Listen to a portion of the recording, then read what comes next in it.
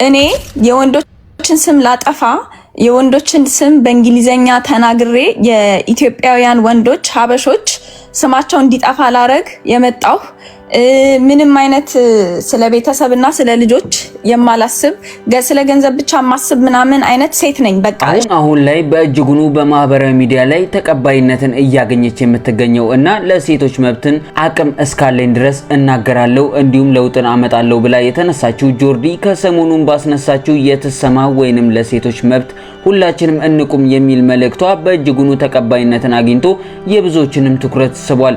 ታዲያ ይህን ሐሳብ የተቀበሉ የሶሻል ሚዲያ ተጽዕኖ ፈጣሪዎች በገጾቻቸው ላይ ይህንን በመደገፍ ሐሳባቸውን የገለጹ ሲሆን ብዙዎችም የፕሮፋይላቸውን በተሰማ የቀየሩ ሲሆን በአንጻሩም ይህንን ሐሳብ ሙሉ በሙሉ ተቃውመው የቆሙ ሰዎችም አልጠፉም። የተቃወሙበትም ይህ ድርጊት ለሴቶች ብቻ ያደላ ሆኖ ብዙ ሴቶችንም ባለማስተዋል እንዳናጣ የሚል ሲሆን ታዲያ ብዙ ሰዎችም በሁለት ጎራ ተከፍለው ሐሳባቸውን ሲወራወሩ እየተመለከትንበት የሰሞኑን ክስተት መሆኑ ይታወቃል።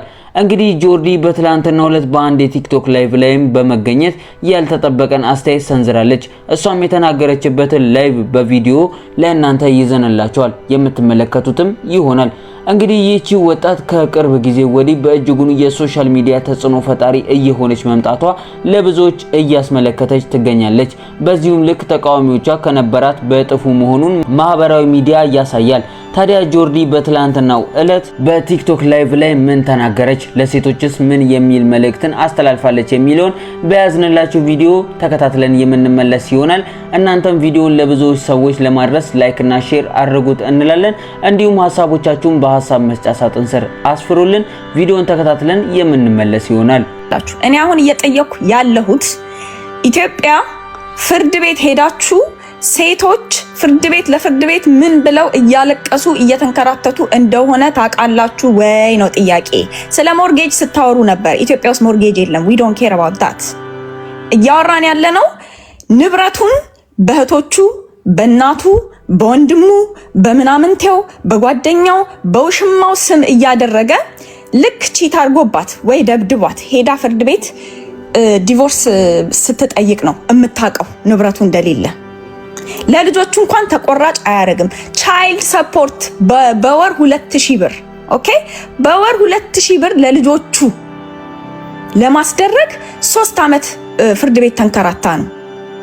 ስኳር ይዞኛል፣ አሞኛል። ቆይ ኖ አይደለማ። ይኸውላችሁ እውነቱን እንነጋገር። ለምንድን ነው አንዱን ሳይድ ብቻ የምትይዙት? ለምንድን ነው አንዱን ሳይድ ብቻ እየያዛችሁ ያላችሁት? ቆያ ልጨርስ አልጨረስኩም እኮ። ባለፈው አመት በወጣ ጥናት መሰረት ከ60% በላይ አትጨርስ አታቋርጧት ፕሊዝ። እንግዲህ ቪዲዮን እንደተመለከታችሁት ነበረ ብዙ ውዝግቦችና ብዙ ጭቅጭቆችን ያነሳ ሲሆን በዚህ ጉዳይ ላይም ብዙ ሰዎች እየተወያዩበት ይገኛል። እንግዲህ ጆርዲ ያነሳቻቸው ዋና ሐሳቦችም ይህንን ይመስሉ ነበር።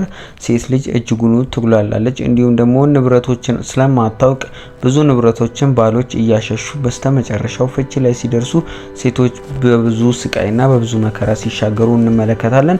እንዲሁም ደግሞ የሀገራችን የኢትዮጵያ ሕግ አሰራር ለሴት ልጅ ያለው አመለካከት እጅጉኑ ዝቅ ያለ ነው። ብዙ ጉዳዮችን እንዲሁ ነው የሚያልፋቸው። ለአንድ ሴት ልጅ የልጆች ማሳደጊያ ተብሎ እንኳን የሚበጀትላት በጀት 2000 ብር ነው ስትል ሐሳቡን እጅጉኑ ሰፊ በሆነ መልኩ አብራርታለች። እንዲሁም ደግሞ ኢትዮጵያ ላይ የነበረው ከዚህ በፊት የተጠና ጥናትን በማውጣት ሐሳቧን አጋርታለች። እናንተስ በዚህ ጉዳይ ላይ ምን ትላላችሁ? ሐሳብና አስተያየቶቻችሁን በሐሳብ መስጫ ሳጥን ስር ያስፍሩልን እንላለን። እንዲሁም ደግሞ ሌሎች ሐሳብ ካላችሁ ሐሳባችሁን ከማስፈር ወደ ኋላ አትበሉ።